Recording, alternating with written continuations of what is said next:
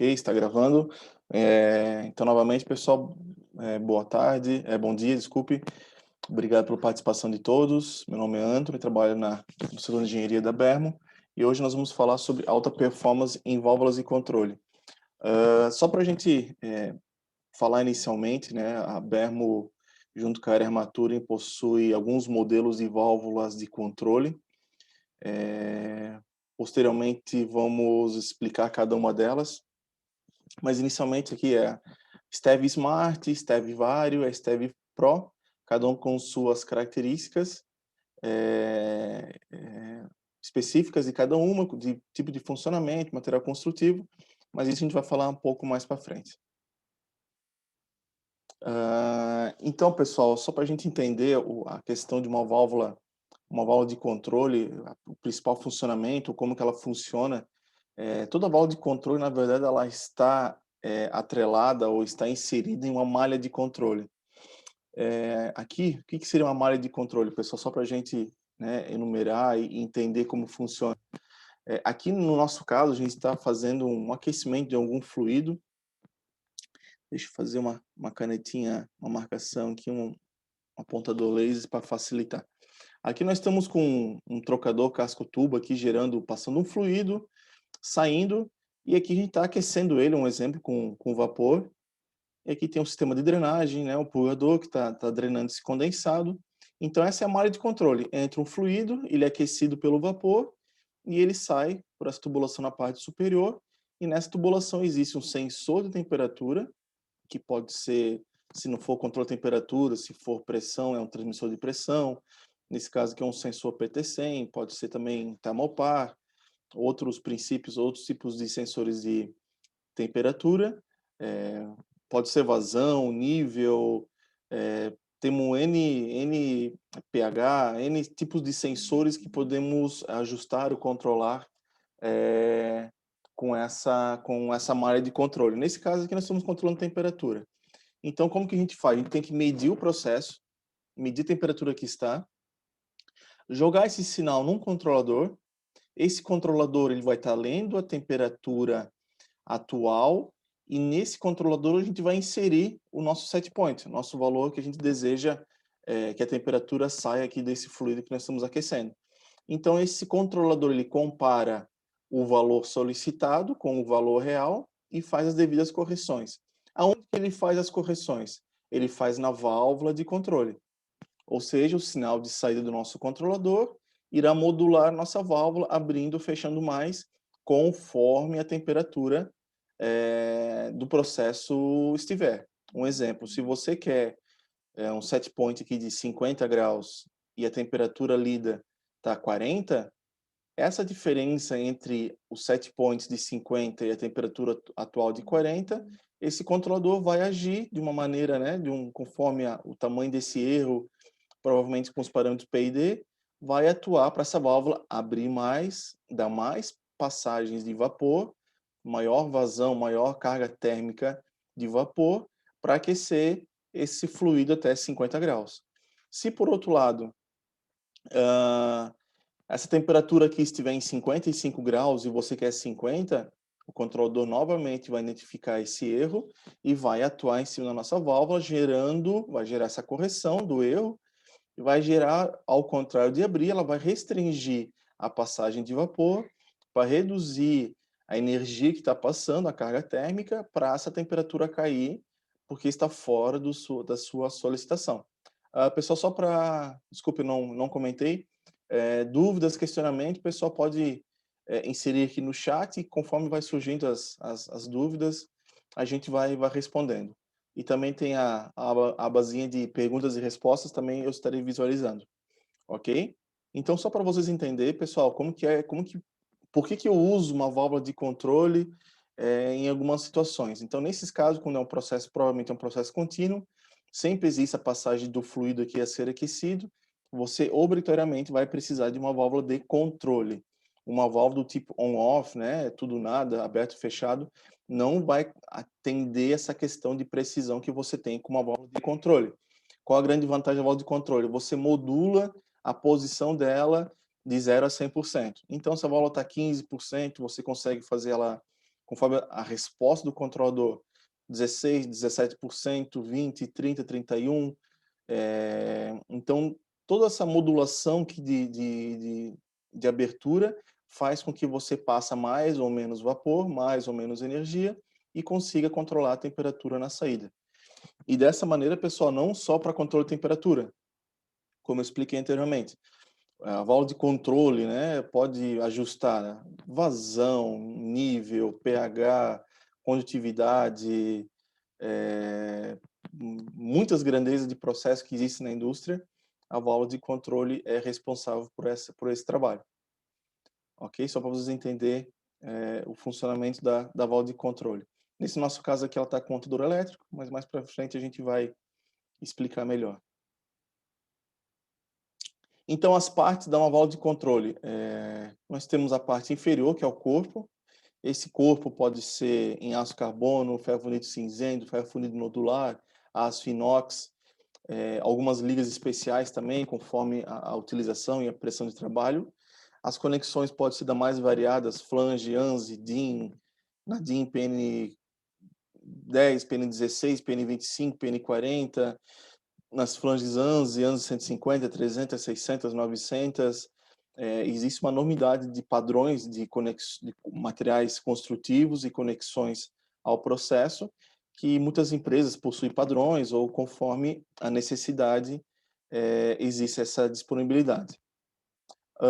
Tem uma parte superior, que alguns chamam de castelo ou tampa, depende como é feita a nomenclatura, mas é uma parte que é um componente que faz a parte de vedação, né, do corpo da válvula. Nós temos, né, esse castelo, ele faz a vedação, na verdade, também da haste, além da parte interna do fluido. Então, nós temos também a parte muito, muito importante, que é o obturador e a haste, que são responsáveis pela característica de vazão da válvula. No corpo também está a sede, né, onde esse obturador vai fazer a vedação, vai fazer o fechamento. Então, o corpo também é uma peça importante em questão de desgaste. Muitas pessoas visualizam, verificam só o desgaste que existe no obturador, mas também tem que tomar muito cuidado com o desgaste que existe no assento que está na válvula. Alguns assentos são prensados, alguns são rosqueados, conforme o modelo da válvula. O atuador, pessoal, muito importante também. O atuador, nesse caso aqui, é um atuador pneumático.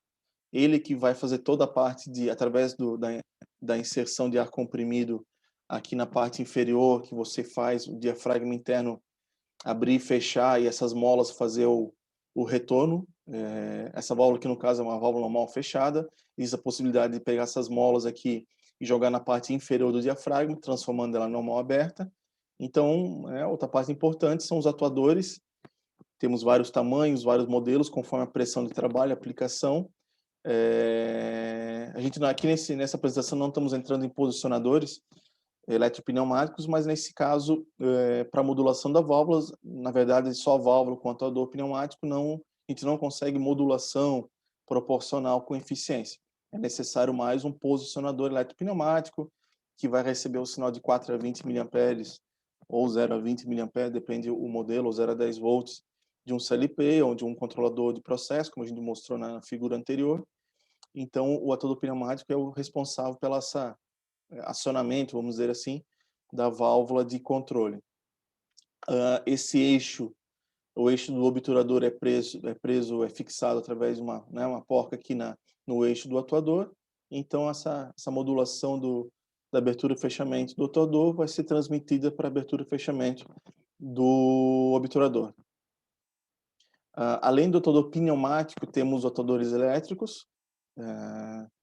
Esse atuador da área Armature é bem interessante, porque é o ARI Premium Plus 2G, o modelo dele.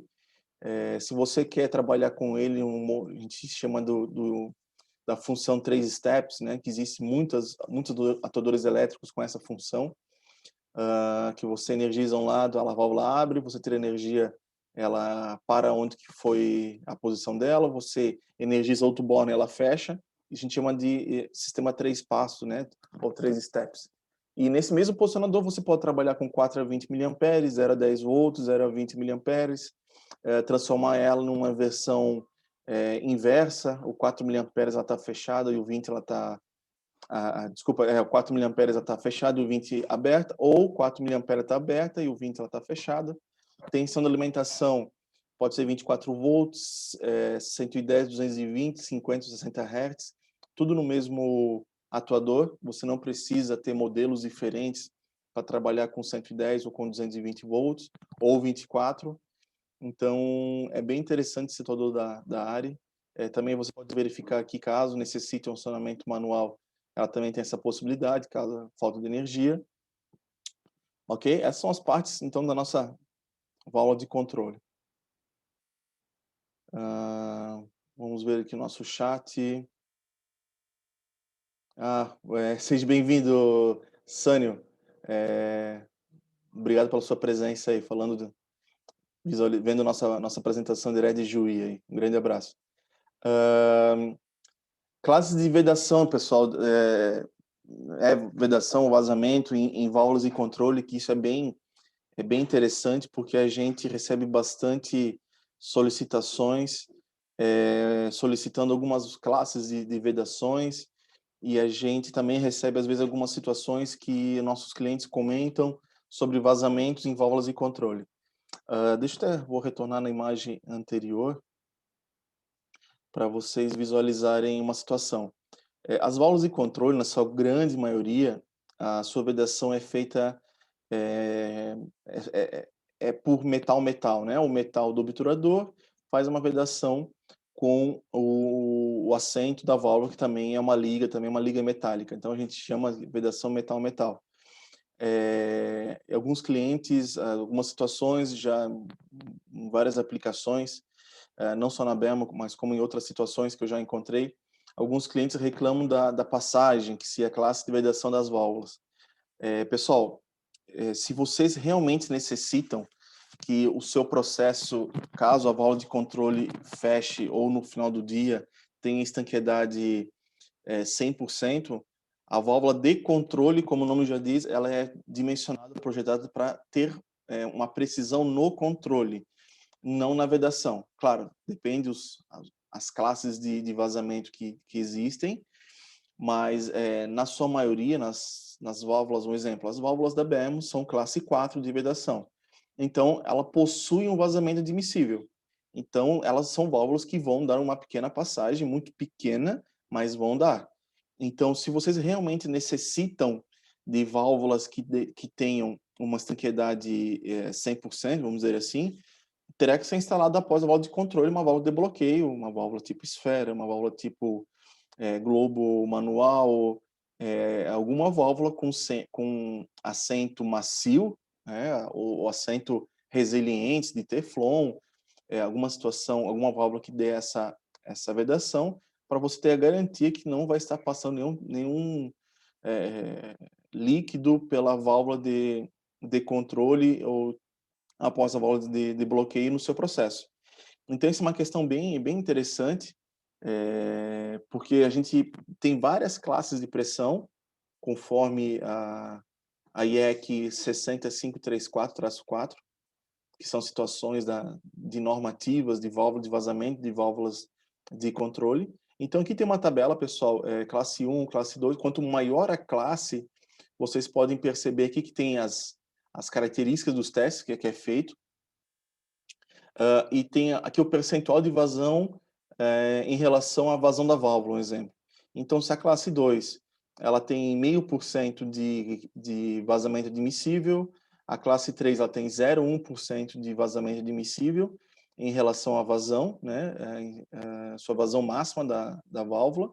Então, cada válvula tem uma capacidade de vazão, que é o KV, depois nós vamos explicar isso também. Então, quanto maior o valor da classe, menor é a vedação. Então, as nossas válvulas, que são classe 4, ela possui 0,01% de vazamento admissível em relação à vazão máxima. Temos uma pergunta aqui. Vamos lá. Juarez, você só deu bom dia, né? Caso precise de alguma informação, por favor, entrar em preencher. Então, vamos lá, pessoal, continuando. Então, existe a classe 4S1, que é uma sede um pouquinho mais, vamos dizer assim, com maior capacidade de vedação, onde uma característica diferente de construção, então a capacidade de vazamento dela realmente é extremamente pequena.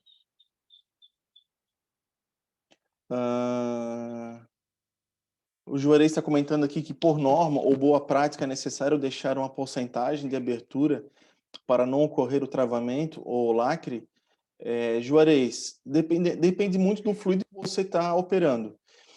Se é água, ar comprimido, vapor, não tem essa necessidade. A gente nunca solicita para o cliente, para os nossos parceiros, deixar ela um pouco aberta.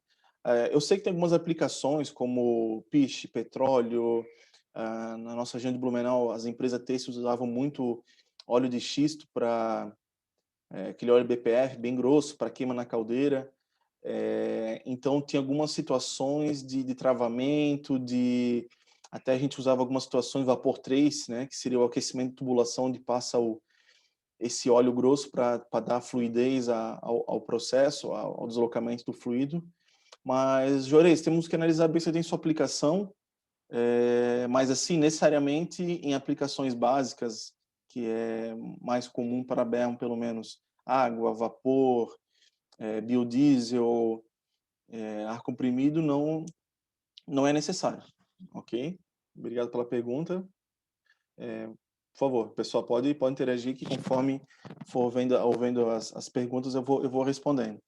Então, pessoal, pô, Antônio, eu tenho aqui um fluido que é um gás inflamável, realmente minha válvula de controle tem que ter uma classe de vedação maior, porque se tiver algum vazamento desse gás, durante um longo período, pode haver a pressurização da tubulação na saída e uma manobra pode gerar explosão, incêndio, pode haver algum tipo de sinistro na minha empresa. Ok, beleza?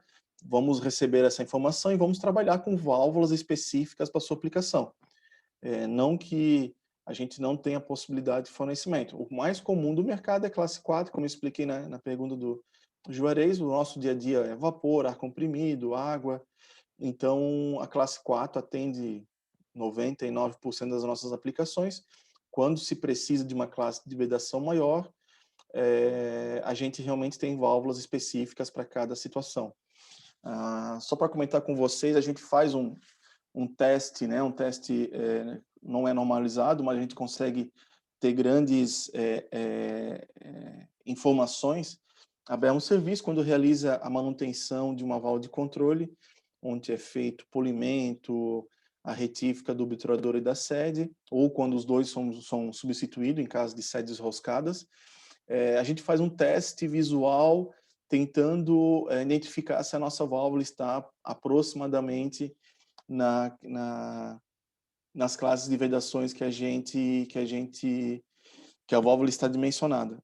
Então, a gente tem lá um sistema de pressurização com ar comprimido, com uma pressão de acordo com o que o cliente utiliza, e a gente verifica se o vazamento gera tantas bolhas por minuto, se esse vazamento está de acordo com a classe de vedação que a válvula foi dimensionada. Então, não é um teste homologado, é um teste mais orientativo para a gente saber se nossa válvula precisa realmente retornar para a retífica, retornar para a bancada para a gente continuar com a retífica, com o polimento do obturador e sede, ou se ela naquele momento já atende às necessidades. Isso acontece bastante em manutenções de válvulas de segurança, que também é um sistema sede-obturador, vamos dizer assim. Então, a gente também faz o polimento, a calibração da válvula de segurança e faz esse teste de bolhas para verificar se o nosso polimento da válvula de segurança também atende à norma, para não ficar uma válvula de segurança com vazamento constante, perdendo a pressão. Beleza? Então, é bem interessante a questão do vazamento, para a gente deixar bem claro que válvulas de controle são específicas para controle. Se você realmente precisa, no seu processo, de uma válvula com uma estanqueidade maior, ou você utiliza na sequência da válvula de controle uma válvula de bloqueio, ou necessariamente você precisa ter uma válvula com classe de vazamento maior para manter esse vazamento em valores admissíveis pela sua planta. Aqui, essa capacidade de vazão que eu comentei antes, pessoal, em questão do KV, muitas pessoas falam, o KV da minha válvula é 30 metros cúbicos hora. Mas o KV calculado do processo deu 20, então eu uso uma válvula com KV 30. Como que é feito, pessoal, esse teste KV? A vazão que é indicada em KV é a válvula totalmente aberta e ele gera um diferencial de pressão de 1 bar. Um exemplo, você está entrando com 10, a válvula 100% aberta, eles modulam a válvula de saída para ter 1 kg de pressão aqui, então essa válvula está gerando um diferencial de pressão de 1 kg, os manômetros são colocados 2 vezes o diâmetro antes da válvula e 6 vezes o diâmetro depois, e é feita uma análise da vazão que está passando por essa válvula. Então isso é norma, tá, pessoal? O CV, existe umas características diferentes de teste, mas o KV é isso, abre a válvula por completo, gera-se um delta P de 1 bar, 1 kg, 1 kg força por centímetro quadrado, e é feita a análise da vazão que está passando por essa válvula. Então, cada forma construtiva, não necessariamente válvulas do mesmo diâmetro têm a mesma vazão. Então, você tem maneiras, tipos construtivos aqui internos, tipos de obturador, tipos de assento, de sede, materiais de corpo também influenciam. Cada válvula existe, tem o seu KV calculado específico da válvula. Não necessariamente uma válvula de 2 polegadas do fabricante B tem a mesma vazão do fabricante A, C ou D. Então, se você for substituir uma válvula que vocês têm na planta de vocês, é bem interessante vocês saber qual é o KV da válvula atual e se a válvula que vocês estão substituindo possui um KV no mínimo igual ou maior que da válvula anterior. Tem situações que a gente já encontrou que o nosso cliente substituiu por uma válvula de mesmo diâmetro, porém de outro fabricante, que depois ele sentiu uma diferença no rendimento, porque a válvula que ele adquiriu não atendia a vazão, mesmo sendo a mesma bitola da válvula que já tinha anteriormente instalado. Ok, pessoal? Só para vocês entenderem da onde que vem o cálculo de KV, que é o coeficiente de vazão de cada válvula. Como que ele é feito, né? Delta P de 1, válvula 100% aberta, e é feita a medição de vazão dessa válvula. Se eu não me engano, o fluido é água, tá, pessoal?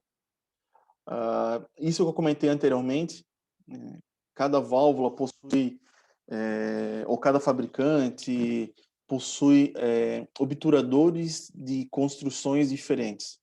E existe N tipos de obturadores para N tipos de aplicações.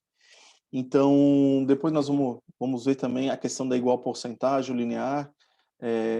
A área Armature tem uma enormidade de obturadores para suas aplicações. Então, se você tem igual porcentagem, que é a característica da abertura da válvula de controle, nós temos vários tipos de obturadores para a característica de igual porcentagem. Você quer uma válvula com uma vazão linear, uma abertura linear, um trabalho linear em questão de vazão, nós temos também obturadores parabólicos para essa situação, obturador V-port e o perfurado para trabalhar com essa característica de vazão. Aqui, pessoal, só para a gente, então, né, essa linha azul é a característica linear e essa linha vermelha é a característica de igual porcentagem. Qual a grande diferença entre elas? A linear, se a válvula está com 50% de abertura, ela vai estar com 50% de vazão. Se ela está com 75% de abertura, ela vai estar com 75% de vazão. Então, essa é uma válvula com característica linear. As válvulas de característica de igual porcentagem, ela já não segue essa linearidade. Um exemplo aqui, com 25% de abertura da válvula, ela vai estar com 5% de vazão, com 50% de abertura da válvula, ela vai estar com aproximadamente aqui 15% de vazão, com 75% ela já vai estar com quase aqui 40%, e daqui para frente, vamos dizer assim, a vazão cresce bastante. Então, um exemplo aqui com 80% de abertura, a válvula está com 50% de abertura, e com 90%, daí sim ela vai estar quase lá com 90% de abertura. Essa questão de igual porcentagem, ela dá uma questão de precisão em pequenas vazões, é bem interessante, porque muitas vezes seu processo possui uma grande variação de vazão e você não vai ter a mesma vazão durante todo o dia. Então, a válvula de controle, ela consegue trabalhar com um range muito bom, porque o curso dela ela consegue modular bastante o curso e ter um pequeno incremento de vazão. Então, você consegue uma precisão muito boa em pequenas vazões. E quando você realmente, o seu processo precisa de uma vazão maior, ela também, rapidamente, se for no final do curso dela, rapidamente ela atende as vazões maiores e dá uma resposta muito rápida ao sistema. A questão da válvula linear já é um pouquinho mais estável, ela é mais estável, ela é linear a sua abertura. Ela é muito utilizada, essa válvula linear, para controle de nível de caldeira, onde você realmente não tem necessidade de ter essa característica de baixa vazão, essas oscilações de vazão como tem em outros processos, controle de temperatura, controle de nível. Então, uma válvula, controle de nível de caldeira, é muito utilizada com a característica linear. Ok? Alguma dúvida, pessoal? Só comentar. Então, isso é bem, às vezes, comum os nossos clientes comentar com a gente: Anthony, qual que é o melhor obturador que tem? Eu gostaria de botar uma válvula com um obturador um pouco melhor. Na verdade, não existe obturador melhor ou pior. Existem obturadores dimensionados para a sua aplicação, específico para a sua aplicação. Então, o obturador parabólico, pessoal, que tem essa característica aqui de construção, ele é o mais comum, é o mais utilizado. Ele tem suas vantagens, suas desvantagens também. Então, ele é menos suscetível a sujidades, melhor qualidade de controle. Ele tem um limite da pressão diferencial. Se você precisa de uma válvula que tenha grande pressão diferencial, o obturador parabólico já, muitas aplicações, ele já não atende, devido a esse diferencial, que a gente já encontrou também. As válvulas e o obturador, ele tem a capacidade máxima de ΔP. A gente já encontrou esse obturador quebrado, porque a válvula, o obturador foi mal dimensionado para a aplicação da válvula. O obturador V-port, esse sim, ele suporta um diferencial de pressão maior, porém ele é mais suscetível a sujeiras e ele tem uma rangeabilidade reduzida. Não são todas as válvulas que possuem a possibilidade de ter um obturador V-port. Então, a gente usa ele, como eu comentei aqui, né, quando a máxima-pressão diferencial do obturador parabólico é excedida. Então, as válvulas da área, a gente utiliza o V-port, que ele suporta um diferencial de pressão maior, principalmente em válvulas de diâmetros maiores, de 3, 4 polegadas, que você precisa de ter um diferencial de pressão um pouco maior, onde o obturador parabólico não atende, a gente utiliza o obturador V-port. Muito bom, pessoal, aqui muito legal, que às vezes na indústria é um obturador pouco divulgado ou trabalhado, que seria o perfurado ou tipo gaiola. Então, quando você precisa de um obturador perfurado tipo gaiola, altos níveis de ruído, né? Se seu cálculo do software lá deu que essa válvula vai gerar um ruído muito alto, o obturador tipo gaiola é a solução. Cavitação, pessoal. Evaporação, que é o flashing, que nós vamos falar a seguir. Restrição de vazão. Algumas situações a gente consegue ter uma precisão, uma vedação melhor com o obturador tipo gaiola. É bem interessante. Outras vantagens: robusto devido à guia adicional na sede. Aqui, pessoal, tanto o obturador, como muitas vezes a própria saída da válvula também é perfurada, então ela é uma válvula que ela também suporta um diferencial de pressão maior, porque ela é guiada, então não existe a possibilidade, como o obturador parabólico, de houver alguma oscilação, alguma trepidação da válvula por esse sistema de guia. Ele possui internos com vazões reduzidas, depende da situação, isso é interessante. Como comentei anteriormente também, como ela tem esses orifícios que ela faz a quebra da velocidade da vazão do fluido, ela é mais suscetível a sujeiras e ela possui uma rangeabilidade um pouco reduzida. Então, pessoal, como a gente comentou, o subobturador tá concluído. Eu comentei lá no início, tem o castelo da válvula, que ela é responsável pela vedação do eixo da válvula, né, o eixo do obturador, e também ela faz a vedação do corpo da válvula para o fluido que está passando. Então, essa questão da vedação da haste é um tema que a gente bate bastante internamente na Bermo, pois nós temos muitas situações em campo que os clientes reclamam que a válvula deles, de outros fabricantes, principalmente para óleo térmico, fica com vazamento na sede, na haste. Ah, Anthony, tem que a cada 2, 3 meses, substituir o prêmio gacheta, ficar apertando, porque fica vazando óleo, fica pingando no chão, às vezes pode causar um acidente. Se eu apertar demais, que eu paro o vazamento, eu travo a válvula, eu pressiono demais o prêmio gacheta e algumas vezes acontece o travamento da haste, a válvula fica travada, tem problemas no processo. Então, pessoal, nós temos, a área armatura tem alguns tipos de vedações da haste, conforme o fluido, mas o nosso grande diferencial, pessoal, é a nossa válvula com fole. Caso aplicações até 450 graus, válvulas para óleo térmico, principalmente, não é prêmio-gacheta, pessoal, não é aquela vedação simples, é a vedação tipo fole. Então, esse fole é feita a vedação apenas com um anel de vedação em grafite. Então, a válvula aqui, ela tem esse fole que ela fica abrindo e fechando e não existe nenhum vazamento para o exterior da válvula. Então, para substituição de válvula com tipo prêmio gacheta é excelente.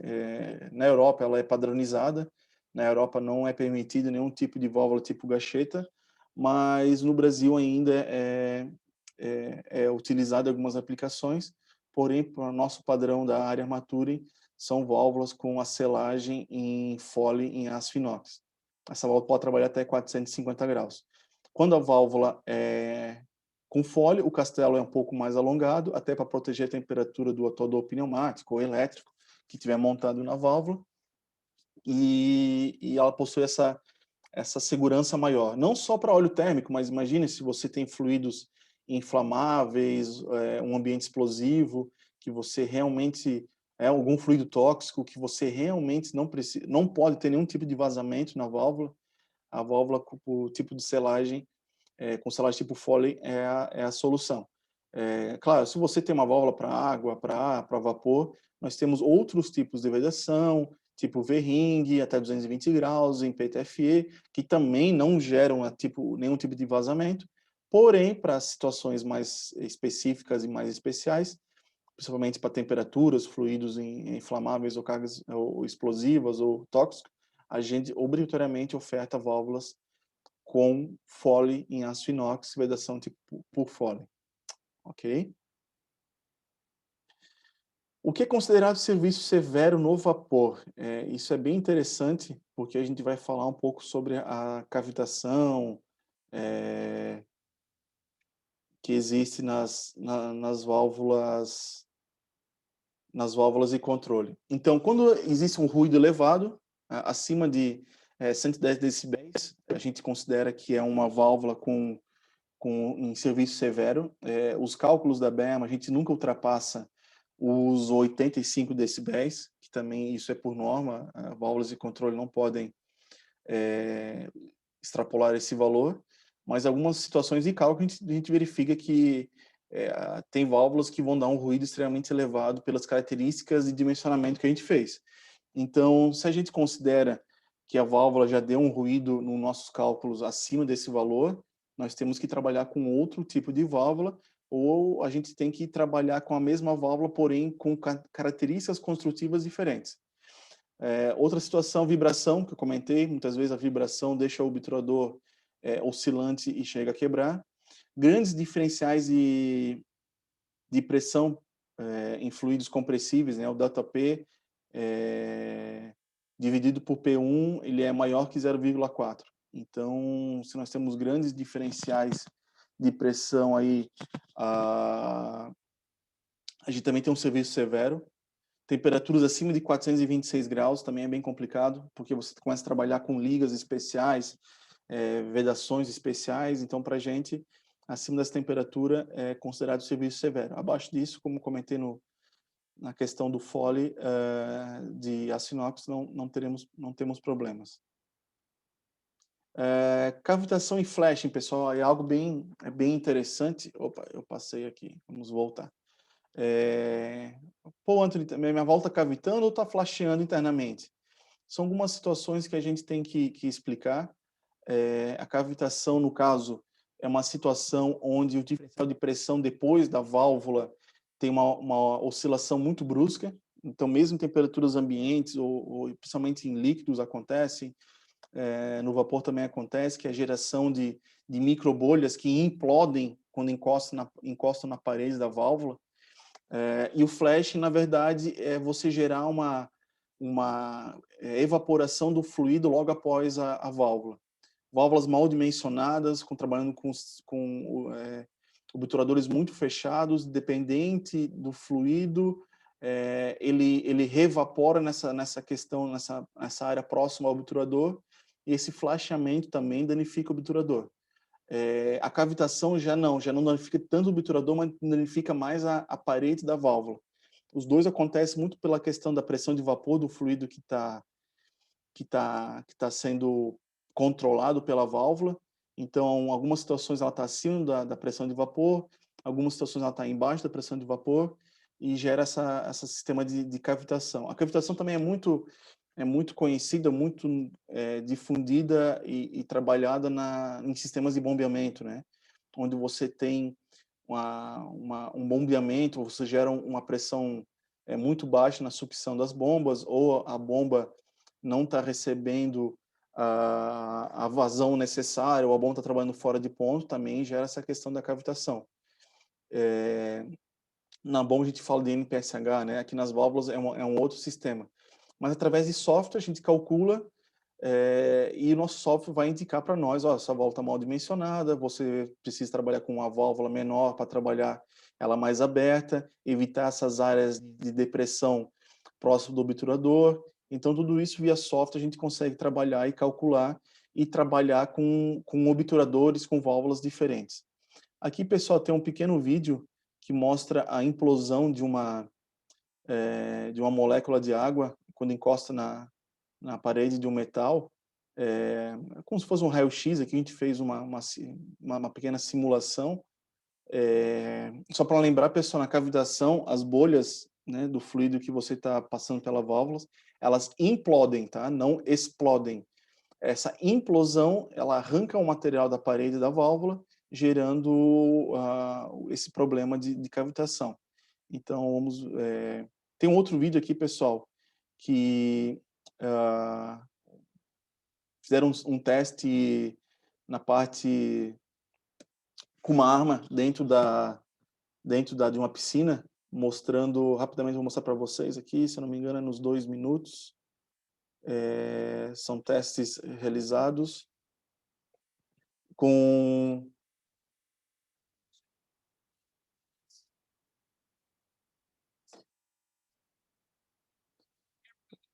uma arma aqui embaixo da piscina, onde é conseguido ver aí a questão da cavitação, né, da implosão.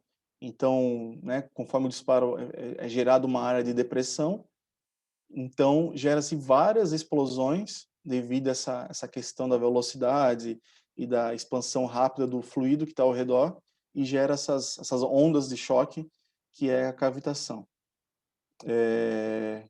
Então, pessoal,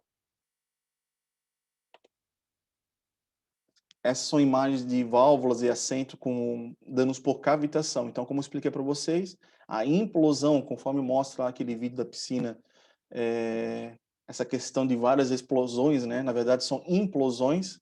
Essas implosões danificam tanto a sede como o obturador, como a parede da válvula. Então, se vocês, por acaso, abrirem uma válvula e conseguir constatar essa característica no corpo dela, essa é uma válvula que ela está sofrendo cavitação e ela está com problemas de dimensionamento. teria que levantar os dados, fluido, pressão, temperatura, vazão, e refazer os cálculos dessa válvula para achar uma válvula que atenda essa aplicação de vocês. Então, temos que evitar que gere-se a cavitação no interior da válvula. Aqui a questão do flashing, pessoal, né, da revaporação do fluido muito próximo do obturador. Essa revaporação também gera desgaste do material devido à alta velocidade, abrasão que acontece muito próximo do obturador. Então, diferentemente da cavitação que arranca o material, o flashing gera como se fosse uma usinagem, um desgaste mais uniforme do obturador. Também temos que trabalhar na questão de cálculo e outras situações para evitar essa situação de flashing ou de cavitação. Ok? Então, pessoal, como comentei, né, a área armatura possui válvulas específicas para essas aplicações. Uma delas é a válvula com gaiola, né, que eu comentei com vocês, e a gente trabalha com um fluxo invertido. Mesmo utilizando a gaiola, num obturador tipo gaiola, a gente faz com que o fluido venha pelo sentido oposto, e caso aconteça cavitação ou flashing, ele vai acontecer numa zona morta, vamos dizer assim, longe da sede, longe do corpo da válvula. Então, essa cavitação, caso houver ainda, mesmo com o obturador tipo gaiola, ele vai se dissipar na saída da válvula, evitando essa questão das implosões das bolhas atingir o corpo da válvula. Então, é uma maneira totalmente diferente de calcular a válvula, fluxo, né? Até o fluxo é ao contrário, às vezes, muitas vezes o cliente final nosso acha estranho, a válvula de vocês, eu preciso montar de uma maneira diferente, de uma maneira errada. Não, não é que ela está errada, ela foi dimensionada para essa aplicação, para evitar realmente o problema que pode gerar de cavitação. Alguns clientes nossos, a gente passa os dados para a gente, via software, a gente já sabe que vai dar cavitação ou flashing, então a gente já vende para o nosso cliente, já fornece a válvula com gaiola, com sentido ao contrário, e já informa ele, ó, cliente, você precisa instalar a válvula de maneira com fluxo contrário, conforme está na seta do corpo, que já está corretamente especificada, porque o seu processo vai haver cavitação e a vida útil da válvula, se for utilizar uma válvula padrão, sem obturador tipo gaiola, com fluxo invertido, vai ter uma vida útil muito reduzida, vai ter problemas em curto prazo. Então, a ARI possui válvulas específicas também para aplicações severas em caso de cavitação ou flash. Então, pessoal, já indo para a parte final aqui da nossa apresentação, só para explicar para vocês as válvulas, como mostrei no começo, os tipos de válvulas que a ARI tem. A ARI tem o nome de STEV, válvulas STEV, para toda a família de válvulas de controle. Então, dentro da família STEV, nós temos algumas subdivisões. A primeira subdivisão, no caso, seria a Smart, que são as nossas válvulas 440. Muitas pessoas já conhecem pelo código. Ela tem um projeto bem interessante para aplicações, vamos dizer assim, mais simplificadas. Ela é uma excelente válvula. Ela possui um projeto bem simplificado, haste obturador guiados, diversos tipos de vedações da haste, incluindo fole metálico. Porém, ela é uma válvula que possui apenas conexões flanges DIN. Então, é uma excelente válvula de controle. Hoje é a nossa válvula economicamente mais viável, porém nós temos apenas com opção de flange norma DIN PN16. Nós temos a nossa STEV Pro, que é 470, o modelo dela. Então, já é uma válvula de alta performance, que, como eu comentei para vocês, caso precise substituir o obturador, ter alguma questão diferente de cavitação, a gente obrigatoriamente precisa cair na STEV Pro, porque a STEV Smart não me possibilita a substituição da sede, porque a sede é prensada e na STEV Pro a sede é rosqueada. Então, eu consigo, com válvulas STEV Pro padrões que eu tenho em estoque, sem ser com sede especial, pegar ela, fazer a substituição da sede e do obturador para questões de V-port, de gaiola, para atender as necessidades de cálculo de válvulas de dimensionamento que foram feitas. Então, aqui a construção do corpo dela é um fluxo também otimizado, ela possui uma guia reforçada da AST, um pouco diferente da Smart. Como eu comentei aqui, sedes de aplicações críticas, opções de sedes especiais, que a Steve Smart não possibilita, a Steve Pro possibilita. Outra vantagem, questão de material do corpo também, ela tem um range um pouco maior, e a Steve nós temos em estoque tanto norma DIN como norma ANSI 150 e 300 libras. Então, para o mercado brasileiro, onde tem muitas válvulas norma ANSI, a Steve Pro ela atende bem essa demanda. E foi um lançamento, pessoal, de alguns anos atrás, 2 a 3 anos atrás. A ARRI criou a Steve Vario, que seria uma válvula intermediária entre as Smart e a Pro. Agora nós estamos, esse ano, então, foi um lançamento aqui na Bermo, na área armatura em Brasil, o início do trabalho com ela, efetivamente.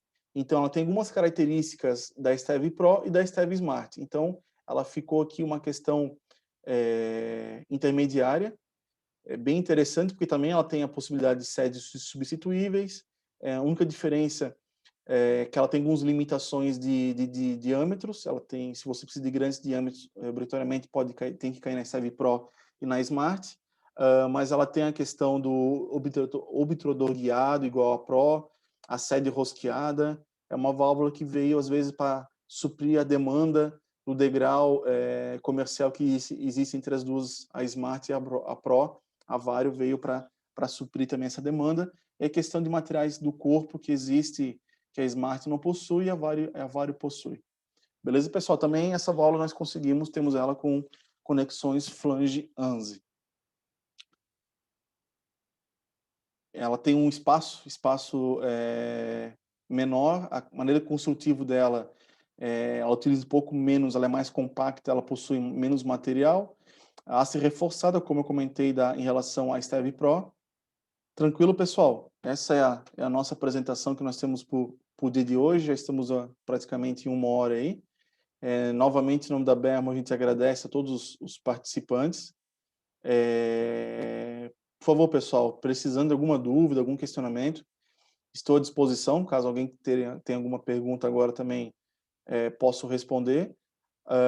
Mas caso queiram outras informações, outras perguntas sobre esse assunto e outros assuntos, por favor, pessoal, está aqui meu e-mail, tonio.silva@bermo.com.br.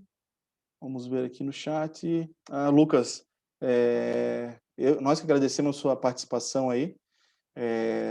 O Lucas mandou um obrigado para mim aí, mas a gente que agradece a sua participação, estamos sempre à disposição. E como comentei, todos os participantes receberão um certificado de participação, e essa apresentação também será enviada para vocês dentro de alguns dias. E a apresentação, novamente, pessoal, para quem não estava no começo da nossa conversa, essa apresentação estará disponível no nosso perfil, nosso canal no YouTube, dentro de alguns dias também. Ok? Novamente, muito obrigado, agradeço a todos, tenham um ótimo dia, uma excelente semana. Obrigado a todos.